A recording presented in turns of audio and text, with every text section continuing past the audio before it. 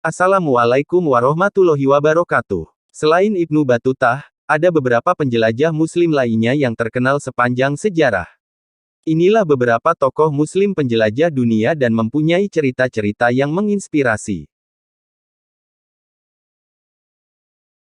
Lahir di Tangir, Maroko pada tahun 1304, Abu Abdullah Muhammad atau yang lebih dikenal sebagai Ibnu Battutah adalah pejalan kaki Muslim paling terkenal seantero dunia. Ibnu Battutah memulai perjalanannya mengeliling dunia di usia 20 tahun. Selama 30 tahun berkelana, ia mengunjungi Asia Tengah, Asia Tenggara, Asia Selatan, dan Tiongkok. Total negara yang telah ia kunjungi berjumlah 44 negara dengan total jarak 75.000 mil atau sekitar 3 kali keliling dunia. Tidak lupa dengan kewajibannya sebagai umat Islam, ia juga melakukan perjalanan haji sebanyak 4 kali. Ibnu Battutah baru pulang ke Maroko saat berusia 51 tahun. Motivasi Ibnu Battutah untuk mengelilingi dunia adalah untuk menambah pengetahuan serta mencari guru dan perpustakaan terbaik yang kala itu berada di Alexandria, Kairo, dan Damaskus. Nama Laksamana Cheng Ho sangat familiar di kalangan masyarakat Indonesia.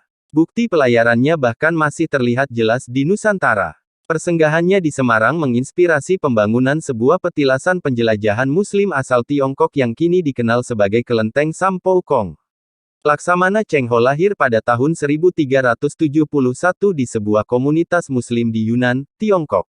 Nama kecilnya adalah Ma He. Di Tiongkok, Ma adalah variasi nama untuk Muhammad.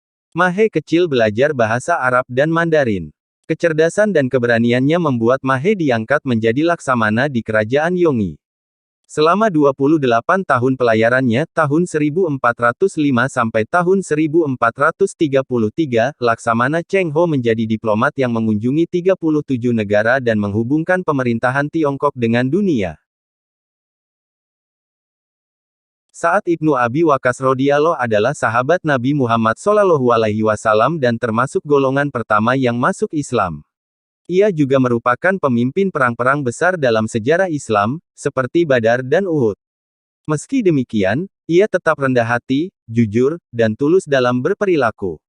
18 tahun setelah Nabi Muhammad SAW meninggal dunia, Sa'ad ibnu Abi Waqqas dikirim ke Tiongkok dan bertemu Kaisar Tung Yungwei.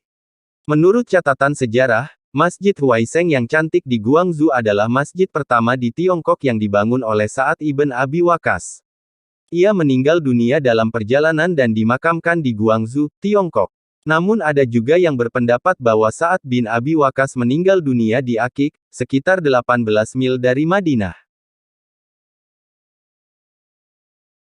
Terkenal dengan sebutan Herodotus dari Arab, Al-Masudi adalah seorang sejarawan dan ahli geografi yang berhasil menggabungkan sejarah dan ilmu geografi dalam ensiklopedianya yang berjudul The Meadows of Gold and Mines of Gems atau yang dalam bahasa Arab dikenal dengan nama Murujat Dahab wa Ma'adin al-Jauhar.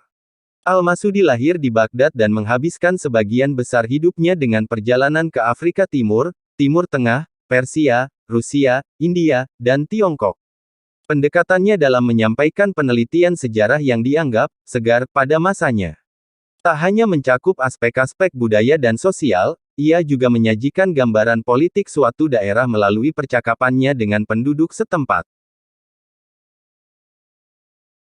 Ahmad Ibn Majid adalah seorang navigator dan penyair Arab yang mendampingi penjelajah Portugis Vasco da Gama mengarungi lautan. Lahir dari keluarga pelaut, Ahmad Ibnu Majid sudah bisa menjalankan kapal di usia 17 tahun. Ia juga terkenal sebagai pelaut Arab pertama yang mengelilingi dunia. Ahmad Ibnu Majid menulis lebih dari 40 puisi dan prosa tentang pendaratan lautan. Ia juga mendapat julukan Singa Laut. Bukunya yang terkenal adalah Kitab Al-Fawaid fi Usul, Ilm Al-Bahr wa Al-Qawaid yang berisi tentang informasi dan prinsip-prinsip navigasi. Buku ini banyak dijadikan referensi oleh pelaut-pelaut Arab karena berisi informasi lengkap tentang petunjuk navigasi dengan melihat langit, pola cuaca, dan area-area berbahaya untuk dilewati kapal. Tidak hanya laki-laki yang menjadi penjelajah di masa lampau. Perempuan juga. Salah satu tokoh Islam perempuan yang luar biasa adalah Karimah Al-Marwaziyah, seorang pejalan kaki, ahli hadis dan pelajar brilian dari Turkmenistan. Ketekunannya mencari ilmu membawa Karima Al-Marwaziyah perjalanan jauh.